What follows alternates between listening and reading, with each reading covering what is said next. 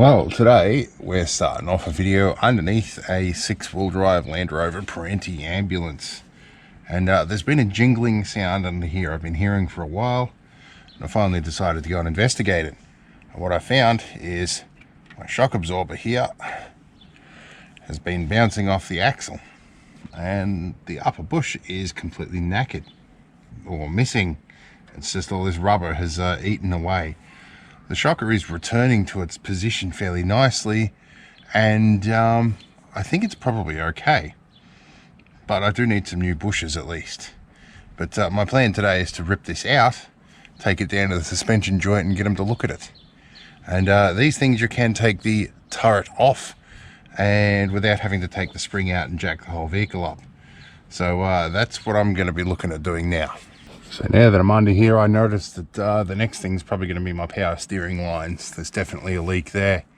But going to get a bit of WD-40 onto this stuff just to soak it in a bit. Alright, fortunately, not much sign of rust or junk on these, which is a good sign.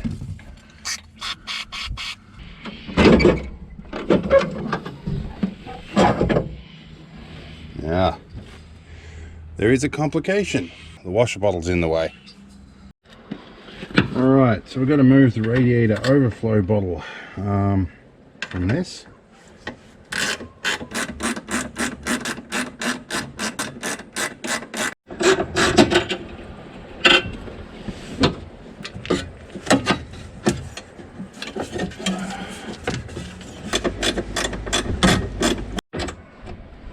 Get to this is a nut and bolt on the other side.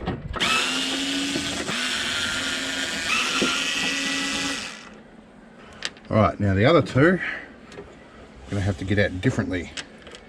Probably like this.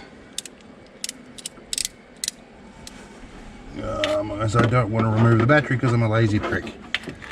But I wonder, there's enough flex in this that I can probably get that strut tower out. Or at least I can get to the bolt on the top of the strut and remove that. Which means I can probably get the whole thing out. Right, let's see, what size do I need for these? I should probably do the bottom one first, you know, but let's see if these come loose easy first. That is a 13mm. Yep, they're going to come loose pretty easily. I don't have to be worried about losing the plate because the spring is going to stay in there. I'm not used to bolts coming out this easy. Not on a Land Rover anyway. Let's see, can I get in with the 13mm in here? 13mm long I can. And would you know, there's probably just enough room to swing it in here. Alright, so 19mm fits it, but we're going to free spin, which is a problem. So I wonder if this guy will fit between the springs. It won't. That's going to be fun. How am I going to stop that spinning? This guy I don't think is going to go big enough to grab the whole strut. Oh, he might. Haha. Okay, that's good news. Yeah.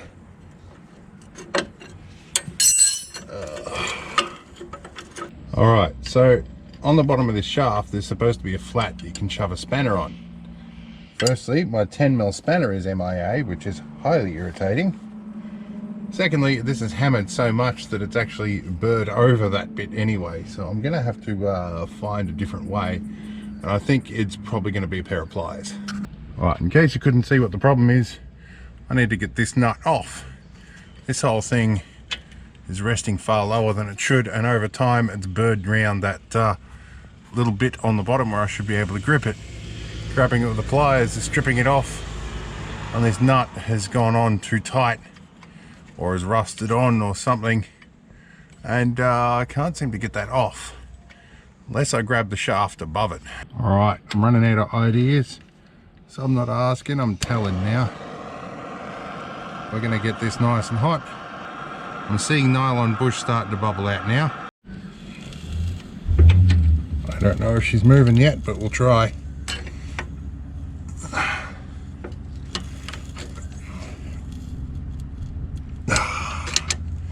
No, it's not. This is going to be a fun one. This is what you get frustrated with Land Rovers for. Alright, see how we go now. Got vice grips on the bottom part of that shaft about as tight as I can humanly get them on there. Oh. And that shaft is still turning. Alright, probably a bit much heat. The bush is on fire now.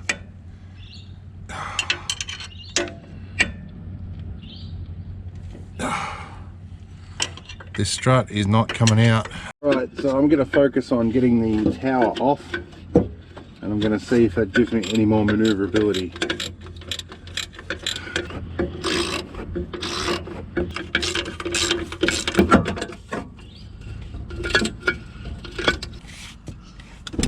Well, I'd say the strut's good because it's lifting the turret off,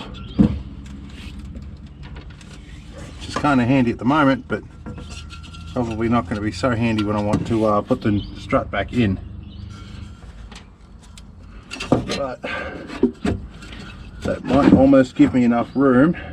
Ha! It will. Okay, that I can do something special. Alright, make sure I get this around the right way. So I need to stop it turning that way, so I need to go this way around.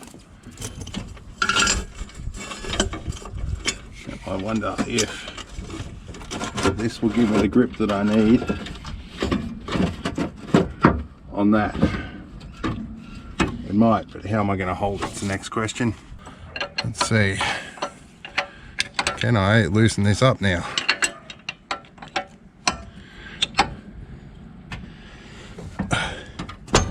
Ah, it worked. Oh, that's good news. Although I've kind of screwed the bottom of the strut now, but I was kind of planning on replacing it anyway. So I'm in a bit of a routine now. You get about a quarter of a swing, and you get about an eighth of a swing. You flip, quarter of a swing, flip, eighth of a swing. We're going to get there, but geez, this is slow going. I sense the end is near, so I thought I'd better record a blog about it or something. I hit start on the GoPro. I start to be able to spin this around a little more easily. I'm going to try and find the room to get the turret off. Now, this is how it should have looked on the bottom. There's room for a little 8mm spanner here on the top of that, and then you can get your 19 underneath it. But real estate is an issue, all because I don't want to pull this battery out. I'm thinking I'm going to have to take this bracket properly out.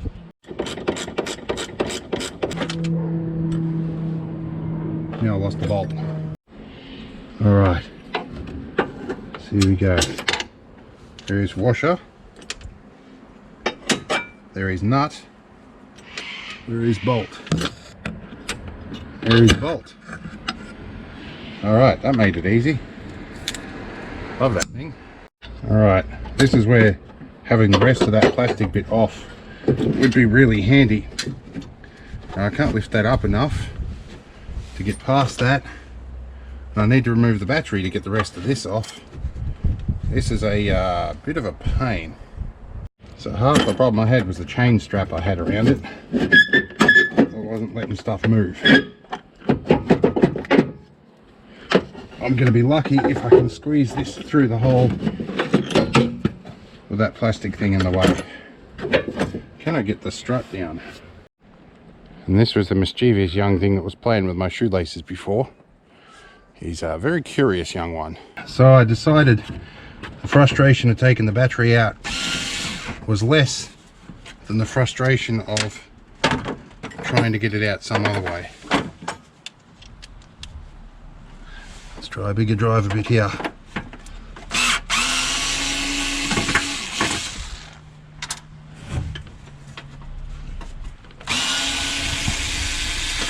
Alright.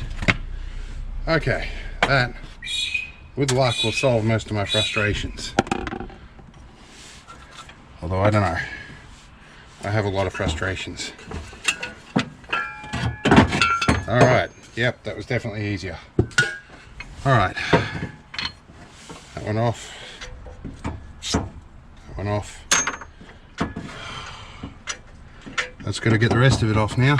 Okay, ever since I got that last brain lesion from an attack of MS, I get wild head spins in some cases when I lay upside down, and I get kind of disoriented. Where was I? Now, probably like 2 turns left to go on this. Oh, that's easier. I'm pretty well overdoing this now.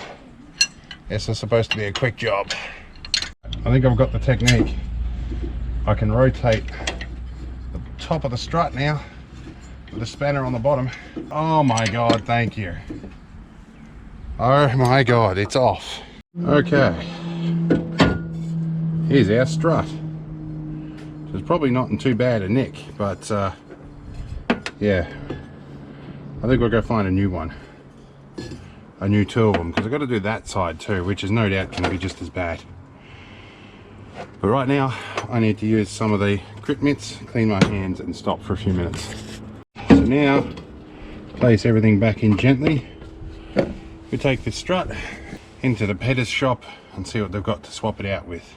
Alright, so the suspension joint didn't have anything on the shelf. They're going to look up something and order it in, and that'll probably get here next week sometime. In the meantime, I'll probably take this round and give it a sandblast and a respray with some kind of paint, and hopefully that'll look alright when we're done. But in the meantime, I am buggered. This is the extent of what I can do in a day. I only get about 4 hours in multiple sclerosis, so I'm pretty well done. So this will be a part 2. We'll see you in the next episode. Hope it was fun.